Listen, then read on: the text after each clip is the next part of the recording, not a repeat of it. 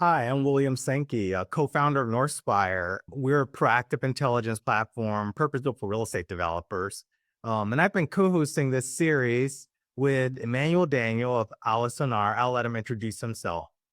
Hey everyone, my name is Emmanuel Daniel, founder and principal at Alosner. Alosner focuses on strategic consulting, especially around design, build, and operation of data centers, buildings, and cities. And I'm really looking forward to this conversation with William. So I'm really excited to continue this conversation we've been having, Emmanuel, with your expertise.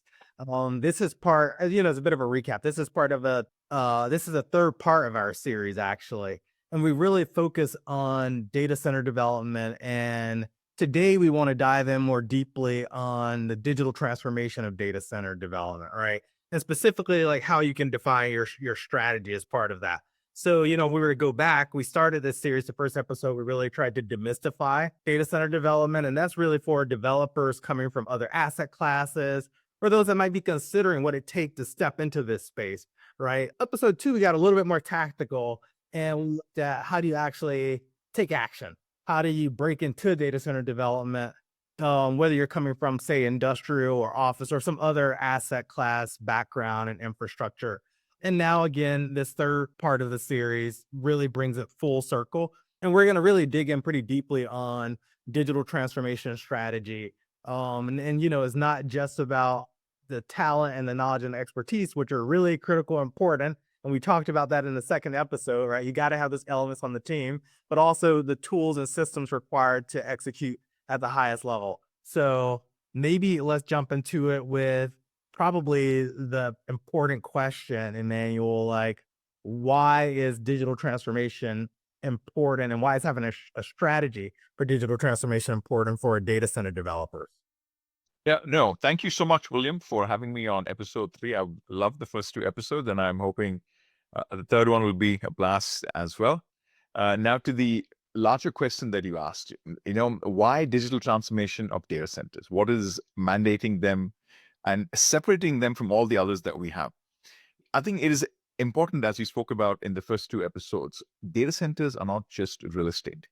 They are industrialized digital assets. What that means and why do I call them that? Purely because they're a combination of high density power systems. They are a combination of complex mechanical and electrical infrastructure.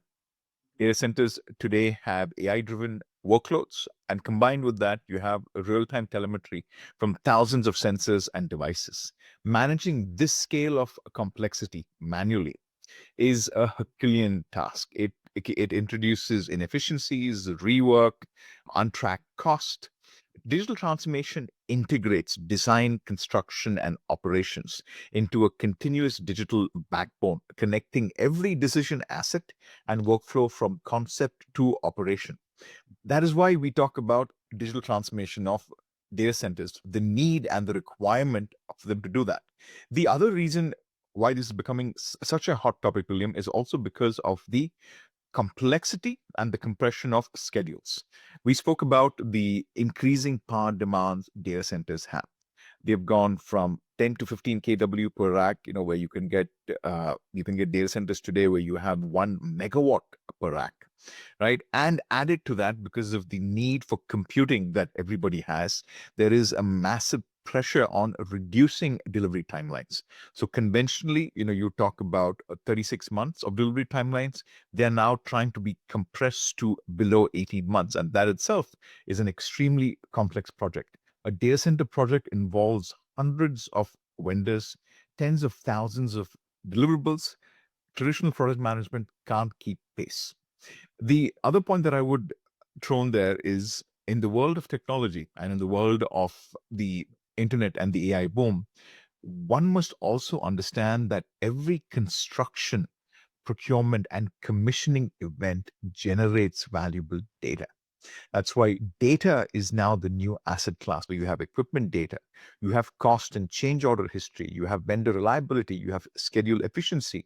All of this comes together, and we can now use that data to build predictive models. How good are we? How bad are we? Are we tracking well? Are we moving well? And finally, data centers are not just one-time delivery. They have a continuous life cycle tied to them. And what does that mean?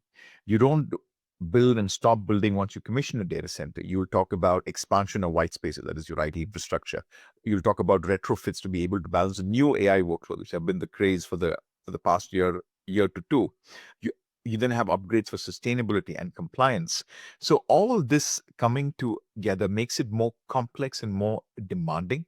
Hence, digitally transforming the construction process for data centers is critical if we have to survive. No, those are really like interesting points, Emmanuel.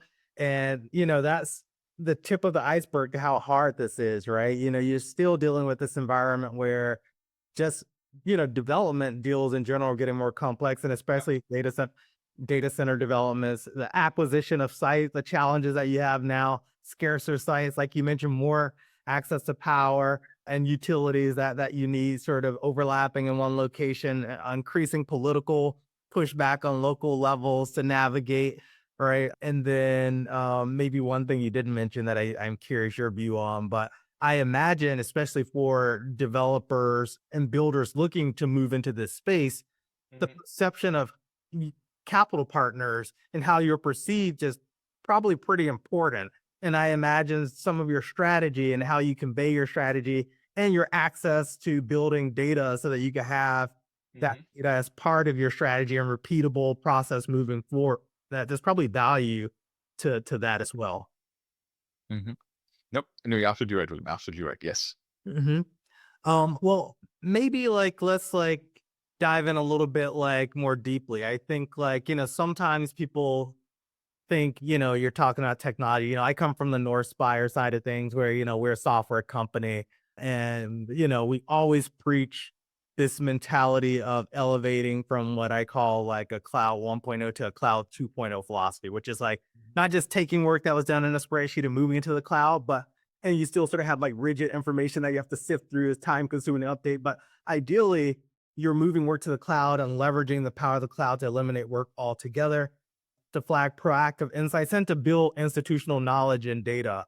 And so, I like to think is not just about like technology for technology's sake, but really at every step of the process and every step of like the development life cycle important. And that's whether, you're sort of in the earliest stages thinking about like the underwriting and feasibility of the deal, whether you're thinking about like costs per megawatt hour visibility at every stage, whether it's predictive budgeting and forecasting, benchmarking, like you described.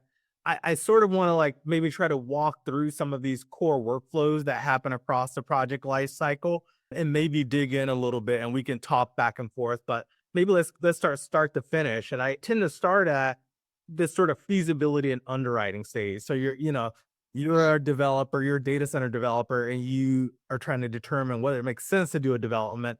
You're doing due diligence to see, all the things you need to check off to determine can this deal move forward and at what price and at what returns can you get. And given those returns, what can you like afford to pay to acquire the site, right? And so Mhm. I feel like we start there a little bit. And I can dig in a little bit from the perspective of Northspire and where our software comes in. But I'm curious with your expertise, because Yeah. you've been at every stage of the development process. Like, where do you think we start with digital transformation up front on the front end of a project? Yeah. Actually, that's a great way of putting it, William. I think it's important to understand one of the biggest things that you have to do before you build a data center or wanting to build a data center is going and figuring out whether you have the land and entitlements to do so.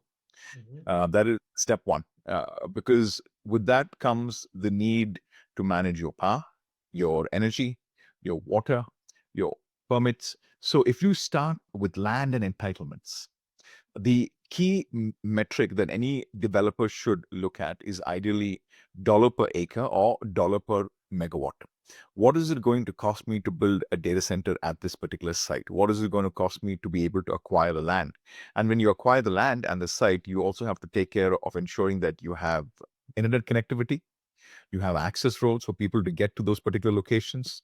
You also have to ensure there are power lines or people are willing to invest so that power lines could be brought to the location that you're working at.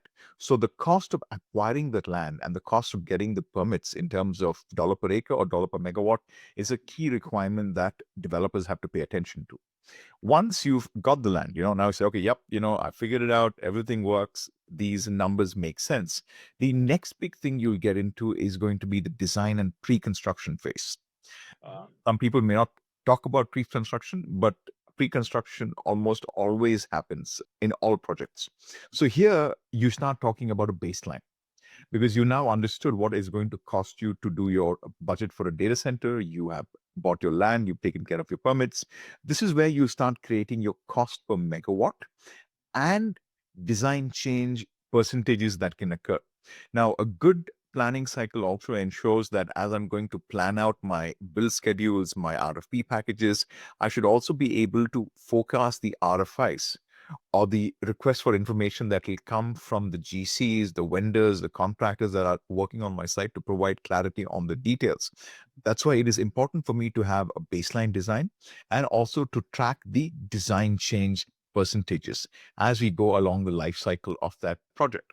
Then I get into construction. As soon as I get into Maybe, construction, I'm sort of curious. I'd love to like jump in there in this sort of first half yeah, please. of the construction because I think there's a lot you put on the table there. So Uh-huh. to be like, I'll like, I have some thoughts on a few of those workflows, and I think from the perspective of Northspyre, right? Like we work with all types of developers, including data center developer.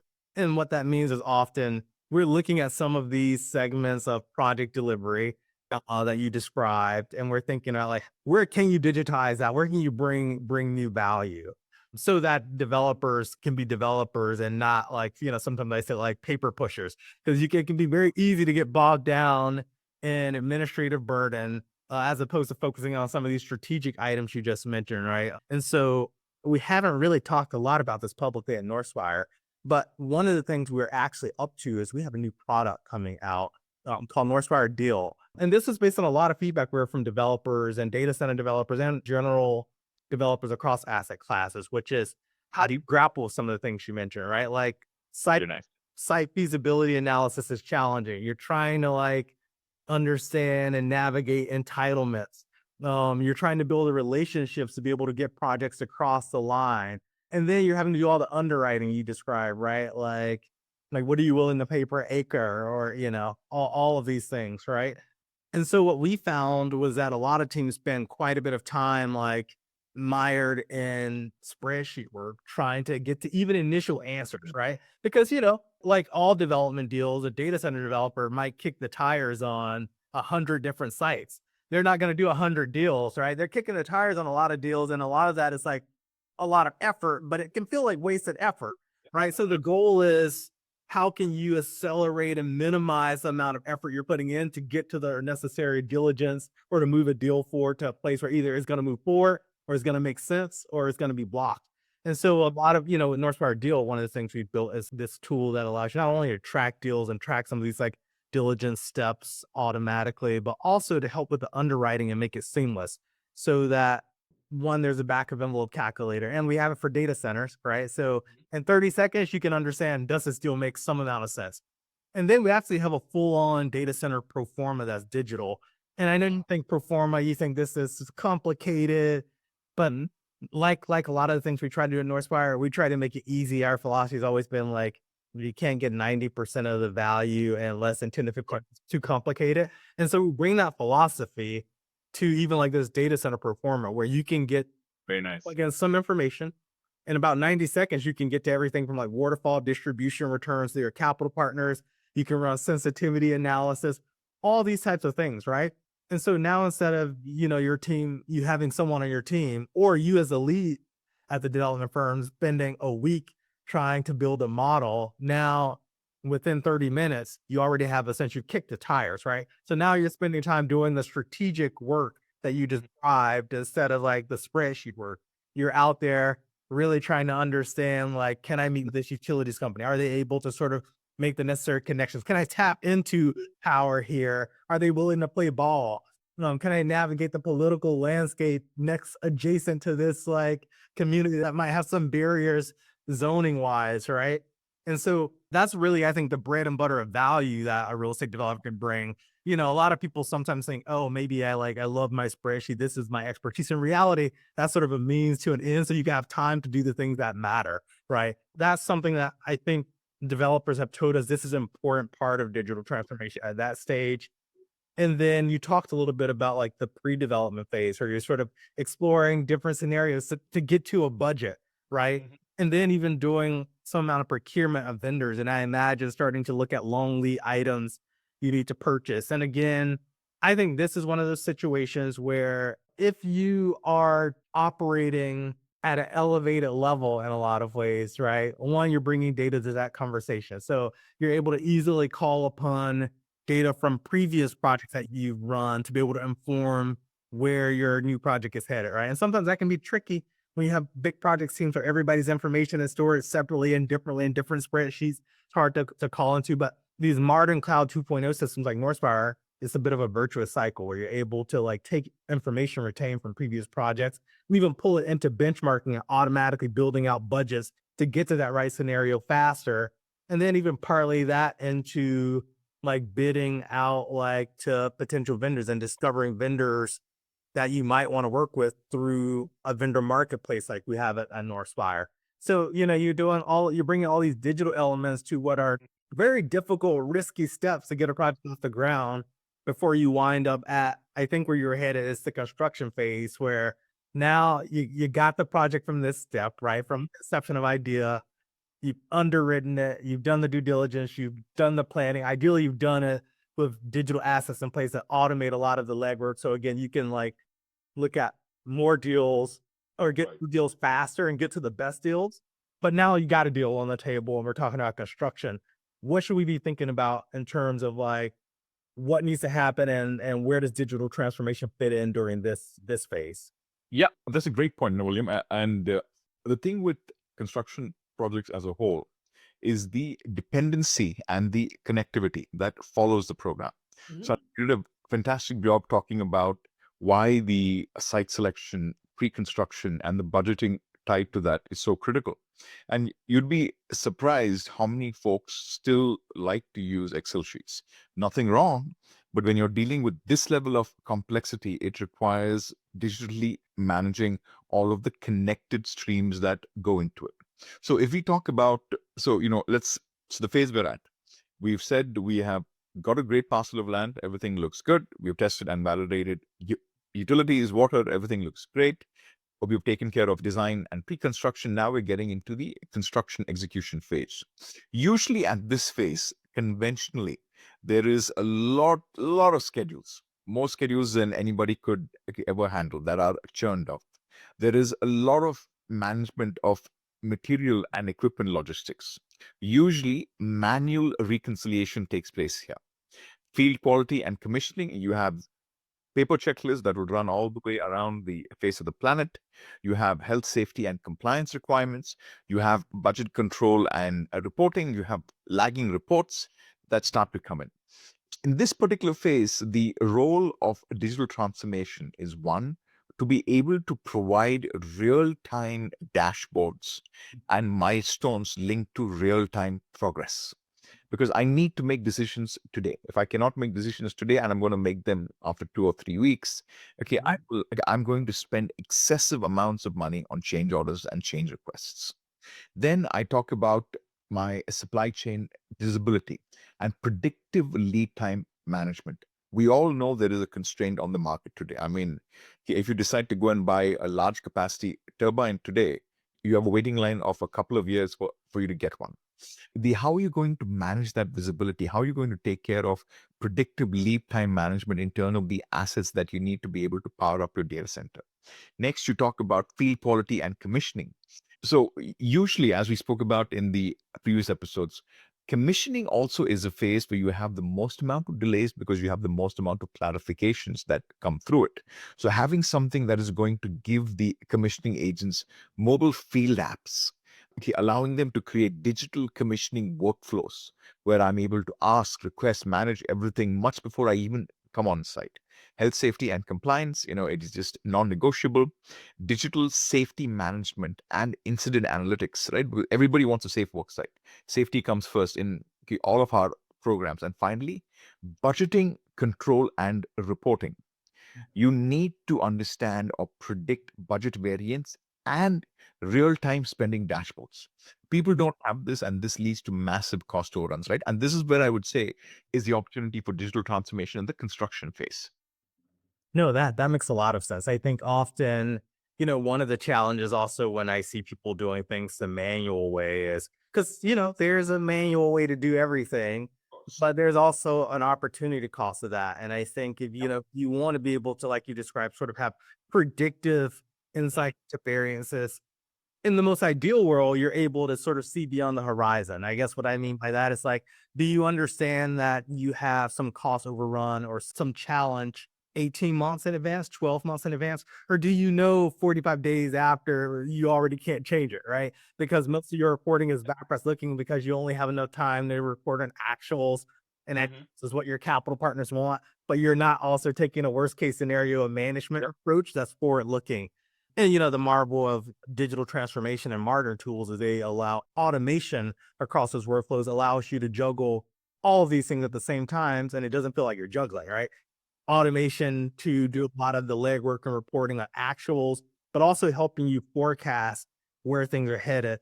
And then the other thing you said there that sort of like caught my ear a little bit was around, I think, like all these different things from compliance to budget management to tracking commission documents and all of that, right? All of that needing to happen ideally like in a digital process that's seamless and time back to one another, ideally, right? Like you want to be able to bring this information together, at least in dashboards that you can understand. You want to be able to tie like your changing and evolving schedule to what might be happening with your cash flow spending projections and your forecast, right?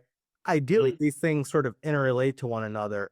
And again, the opportunity cost is when you're doing these things sort of the old fashioned manual way is Mhm. always what could you have done with your time, right? And these long lead items you mentioned, trying to procure a transformer that maybe won't be here for 15 months. Well, are you Right. be mired in paperwork, spending 30, 40% of your time in paperwork? Or are you going to be that squeaky wheel that's tapping on the shoulder of the supplier to make sure that nobody's getting ahead of you in line to get this ship, right? Or that yours isn't delayed, right, in the line for this equipment, right? Like where you only have a finite amount of time. And so are you going to let these digital tools open up opportunity for you where otherwise you may have just had to frankly be doing like administrative tedious things that aren't really value add to the outcomes.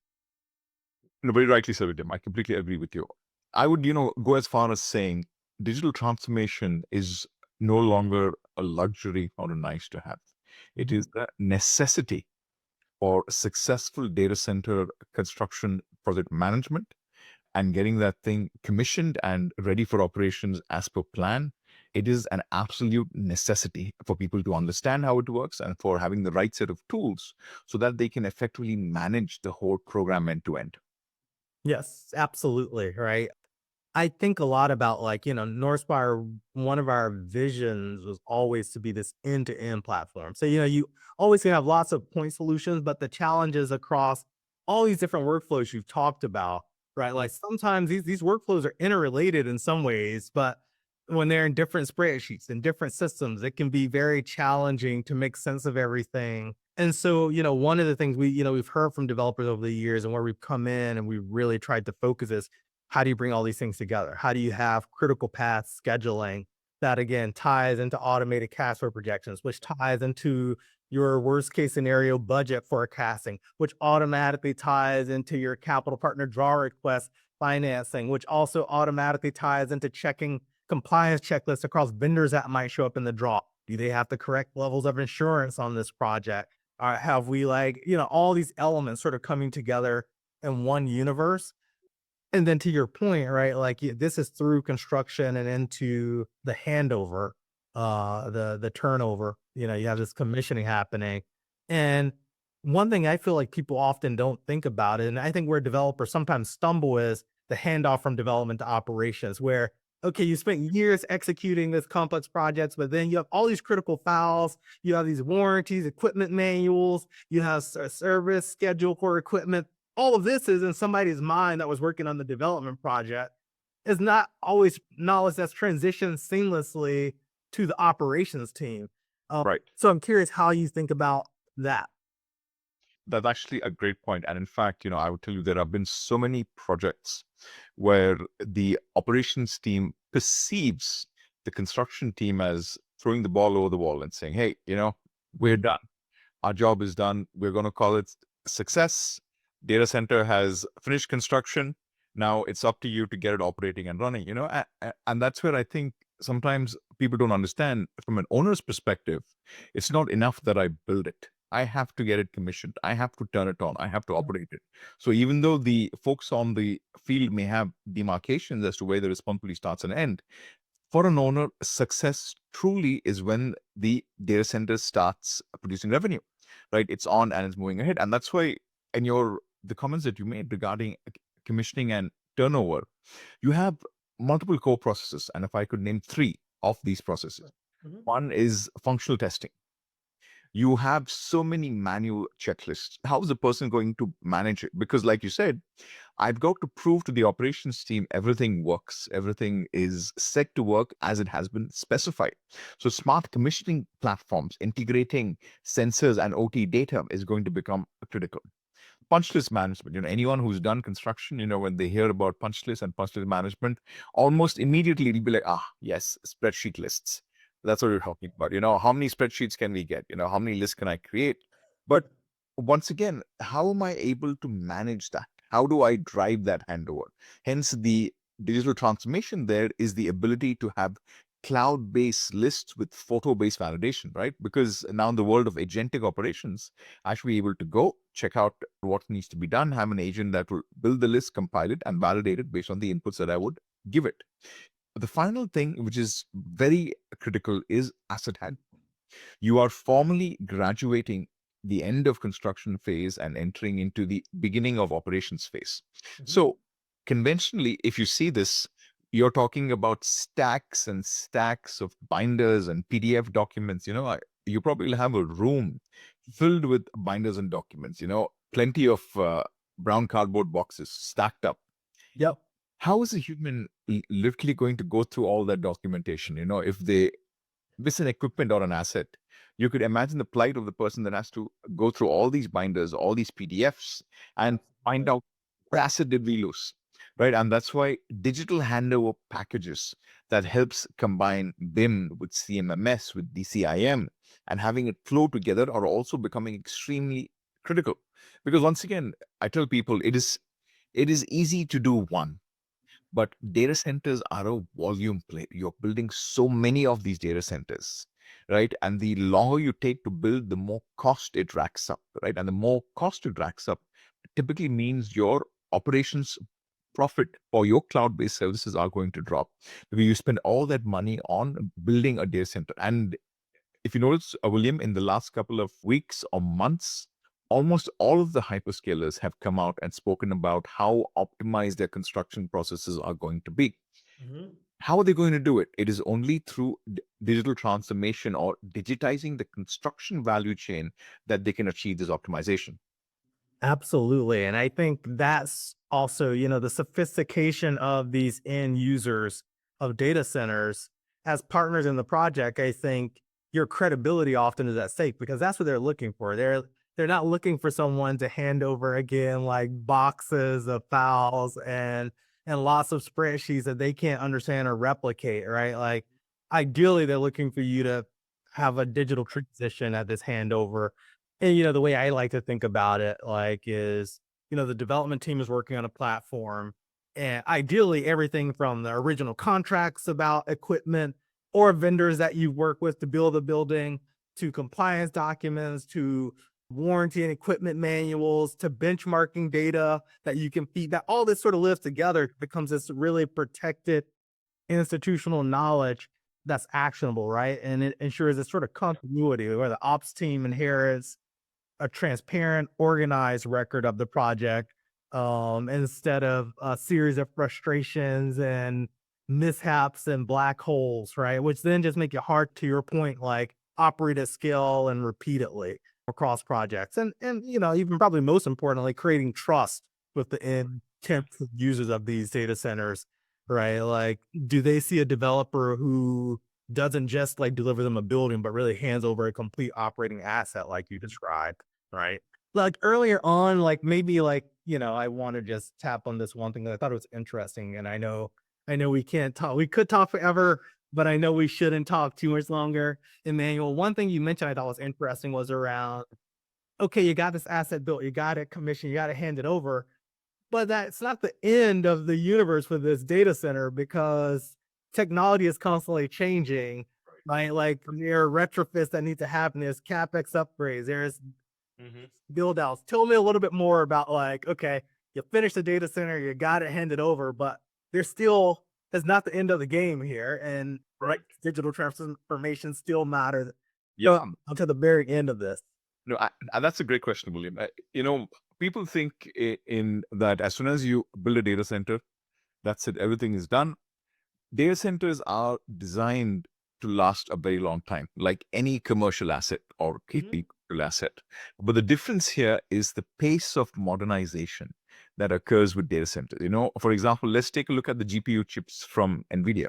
Yep. Now that the chips are coming out, all of a sudden the conventional data centers have to be upgraded to AI data centers, right? So, as far as a data center is concerned, it's a continuous life cycle where you're constantly upgrading core infrastructure or critical equipment within a data center, and you're also upgrading the IT assets in a data center because everybody wants more computing power. They need answers quicker, faster. So, in terms of the processes for operations, retrofit, and expansions, because you buy large acres of land, you buy that land with the goal that as your demand goes up, you're going to build more and more, right, and take up those spaces. So to start with, you have to take care of performance monitoring of all the assets that go into a data center. Many of the systems in data centers today are siloed. So you have to focus on integration, unifying that data so you would have unified analytics and use AI based optimization, maintenance and upgrades. This is a key part of it. Conventionally, everybody does preventive maintenance. What is preventive maintenance, right? So every 3 months, I'm going to do X, Y, and Z. But we have to move ahead with condition based and predictive maintenance via digital twins because I need to twin my data set and understand how all of it is planning. Next, retrofit planning. This is where it gets really interesting because with retrofit planning, usually people will start doing manual ROI calculations.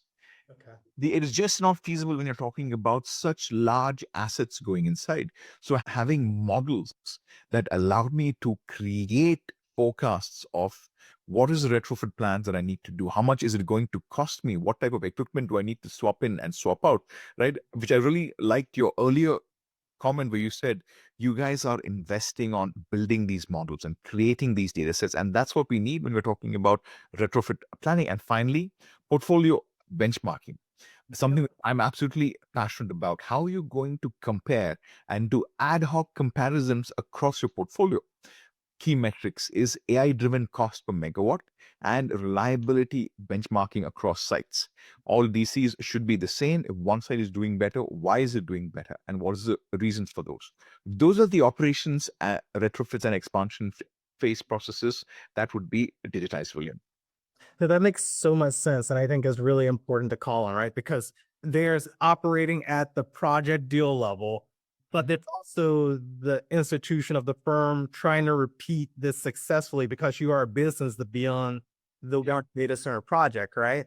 And I think, that's always been part of our core philosophy at Northspyre, which is right. We want the end-to-end solution that leverages automation, proactive insights, but then how do you virtuously bring that back to virtuous cycle?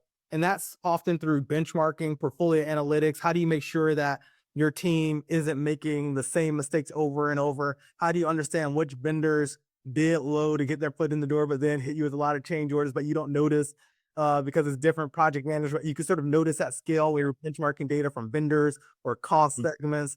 How do you understand which architecture firms you work with, which maybe have more errors and omissions than others? Right. All of this is in the data that you have, but right now in the traditional operations. This data is in spreadsheets, making it unstructured and unusable. And so the digital transformation and the impetus for that is you got to elevate, because I think the trust factor is Mhm. that's, maybe I put this another way. Execution excellence is now the battleground, I think, Emmanuel, right? Like, Yep. and, to make a plug, I think Northspyre enables that to be possible at scale. And I do think moving forward, this is what like separates developers who from the ones that simply get the projects done from those who are really building long-term trust in a highly competitive market. No, I think your choice of words, William, was spot on. Execution excellence is the differentiator, William, because speed to market is a person that can get their data center design, built, and in operations quicker than the other person is going to win the ability to be able to serve customers in that market much faster and at scales. So that is where I'm going to lie. If I cannot guarantee delivery of the capacity that I committed to you, why would my customers trust me? And I think that's where, I think you beautifully said, execution excellence is the differentiator. Emmanuel, it's been incredible having this conversation with you. It's not that often I get to talk with like a leader in an industry and someone who is recognized as being one of the foremost thinkers. And that's what you are as it relates to data center development and operations. So it's been an incredible 3-part series. Hopefully, we've demystified some of data center development and help people think about how they could break into this space if they are not already, or they're in adjacent spaces, other types of infrastructure or development. And hopefully today, I think, my hope is people walk away understanding how you can not only marry your team's expertise, which we know is critical, right? You need that Right. expert knowledge as part of this, right? To be successful. We talked about that in episode 2, but how do you marry that human capital with the right tools and systems to deliver predictable, repeatable success? So I hope we've been able to answer those questions. And I've been really excited to do that with you, Emmanuel. So thank you for taking the time to join us. We'll love to, for those of you who are listening, if you want to continue the conversations, our teams at Northspyre and Allison are, we're here. You can reach out to us. You can find us on Google, as well as the link to this webinar will have a reference to Northspyre as well as Allison are. And we're happy to talk more about like how you can run data center projects more effectively, what it might look like to make the leap from one asset class or another type of infrastructure into data center development, and how maybe Alisonar and Northspire can help. So we appreciate your time, and we wish you the very best on your data center endeavors. Thank you, Emmanuel. Thank you so much, William. Absolute a pleasure to be here with you. You too. Take care.